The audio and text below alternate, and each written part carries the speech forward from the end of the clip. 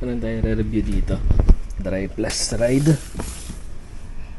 Hindi siya sponsored. Siyempre. Ayan, order lang natin sa Shopee. Ano siya? Sale. Nakuha ko lang siya ng 1,250. Ayan, try natin. Ayan, dagdag height. Medyo mataas yung sole niya.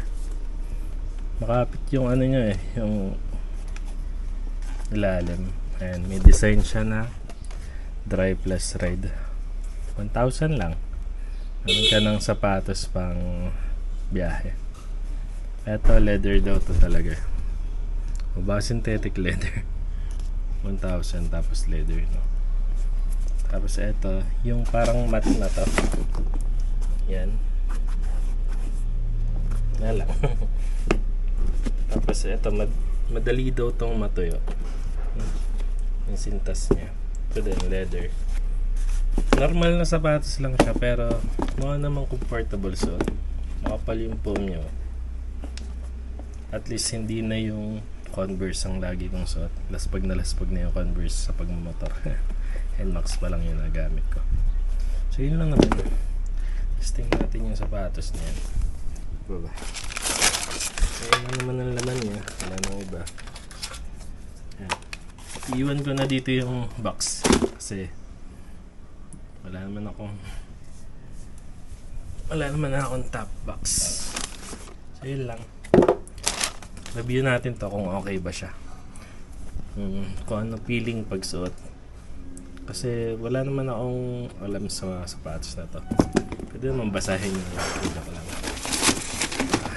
Natin may nakasulat. Yung box niya ang ganda kahit 1,500.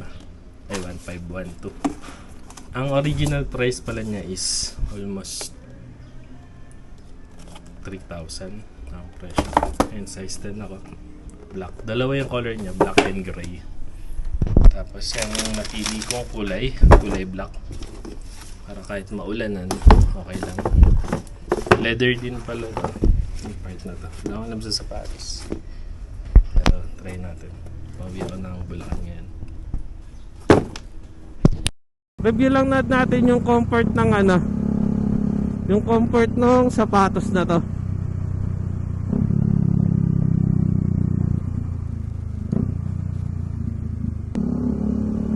Number 1, maganda gamitin yung sapatos na to pamasok ng trabaho. Gre-record ba ako? Mamaya di pala gre-record eh. So yun, pamasok ng trabaho, maganda siya kasi casual lang siya.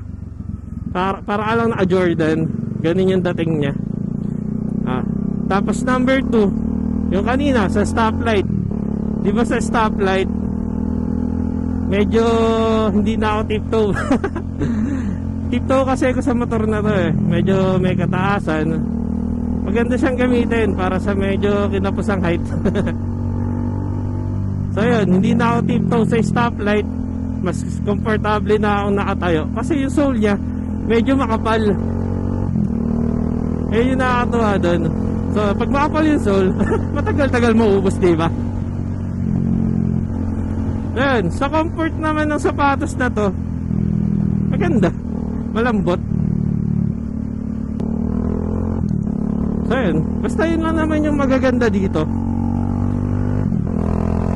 Ang problema lang naman sa kanya is yung ano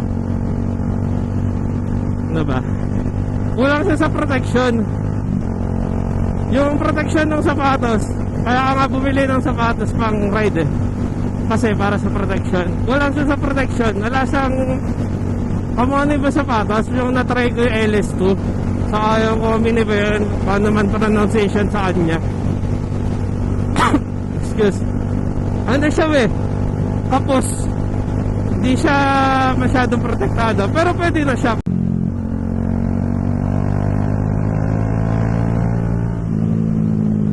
So yun, sa mga nagbabalak mag-Dry Plus na sapatos dyan, eto na yung review.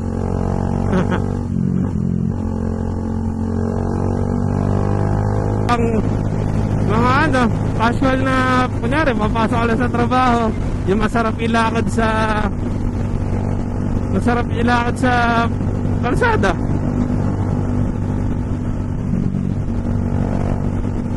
Sa mga ganitong ride, okay lang naman din. Pero mas maganda kung may konting protection pa siya, tulad ng ibang riding shoes. Kasi sa ibang riding shoes, ano siya, matigas.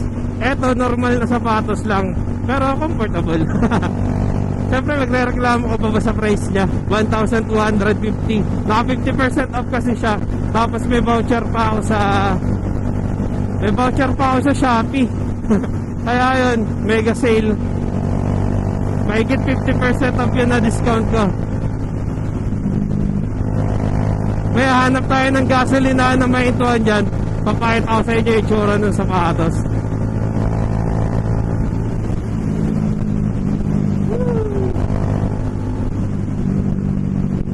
Pero sa price niya, sulit na sulit to ha. Kasi bumili ka ng sapatos na mga Adidas, Nike, saka ano pa mga sapatos na meron dyan. Yung price niya, di ba, napakamura lang. Tapos Burlington pa siya galing. Burlington. Ano ang pronunciation sa kanya? Maganda rin siya gamitin sa expressway, lalo na pag may lumilipad na bato. Noong naka-Converse kasi ako, pag may lumilipad na bato, sakto sa may baba ng pako, ramdam na ramdam ko yung bato pag pumapado. Dito hindi ganong ramdam yung ano eh. Hindi ganong ramdam yung bato pag pumalo kasi makapal yung foam niya. Kaya okay na okay din siya gamitin compare sa normal na sneakers. Yes. Ayun lang naman ang masasabi ko sa sapatos na to. Konting ano lang, konting dagdag lang ng protection. Uy. Ganda rin tignan ng sapatos ha. Ngayon mo may mainduan doon, hinto tayo saglit.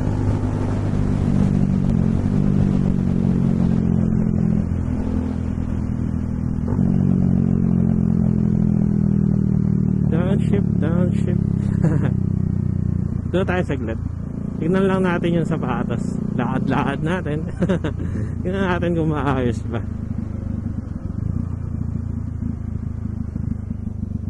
11 pa lang naman. Mamaya na siguro magla-lunch.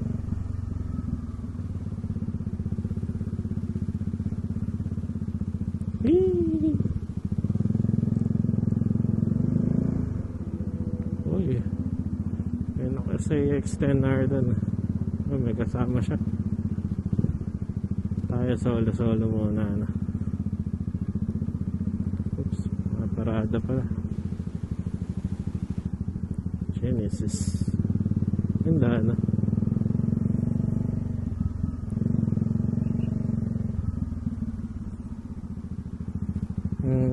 Ito ba ako? Wag na. Ito tayo dito.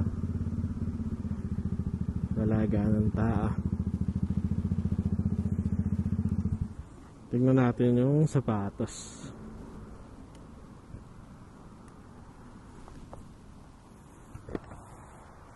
So ayun, masarap sa ilakad. Pataas pala yung patas ko. Man, okay naman, comfortable. Pero mas maganda sana kung nalagyan nila ng ano dito. NK, naka-shirt lang siya. Mas maganda siguro kung ano, nalagyan nila ng ano tawag doon, yung basta yun, ano, para pag kumakawit na ganyan, kapag nagsiship ka, diba, sa leather pumapalo. Pero okay na siya, maganda. Pwede siyang pamasok sa trabaho, pwedeng pang ride. So yun lang naman, gusto ko naman pakita sa inyo. So kung may improvement sila dito, syempre tataas yung presyo, diba? Ang kulang na lang sa kanya is yung protection para sa dito sa harap. Masyado kasing malambot sa dito. Yung mga nakikita ko kasing riding shoes sa moto market is may mga ano siya, yung mga protection pampatigas dito, meron dyan. Ito wala. So normal na sapatos lang siya na mukhang riding shoes na pang casual, pero okay na kesa wala. Goods na siya pang daily pamasok sa trabaho, di ba? Pag nilakad mo siya, comfortable, malambot. Tapos pag nakahintong ganyan, di na ako tiptoe, kaya ko i-flat. Pag dalawang paa, tiptoe siya, pero mas comfortable. Ayan. Alam mo yung ito yung dulo ng daliri mo, naka-flat na siyang ganun. Dati kasi nakaganyan ako nakataas.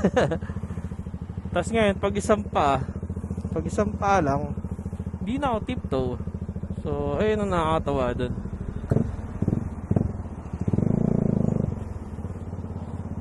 So pag traffic, hindi ka nakabado pag traffic kasi hindi ka na nakatiptoe, di ba? Ang lubak talaga dito sa SLEX. Ayun Pero mas okay na dito kaysa sa labas. Nung naka-NMAX pa ako dati sa labas, napaka-traffic ng Laguna. Mas matindi yung traffic ng Laguna kaysa sa traffic ng EDSA, promise. Mga panahon naka-NMAX ba ako, uy ganda, R1. Paglaki ko bibili ko nun R1. Or Ducati, Panagale.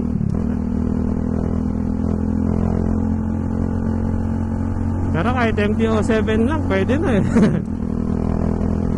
Hindi naman ako magmamabilis dito, takbong chill lang.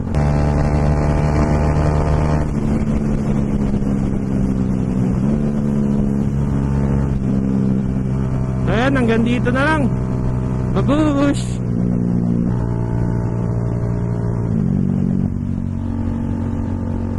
Bye-bye!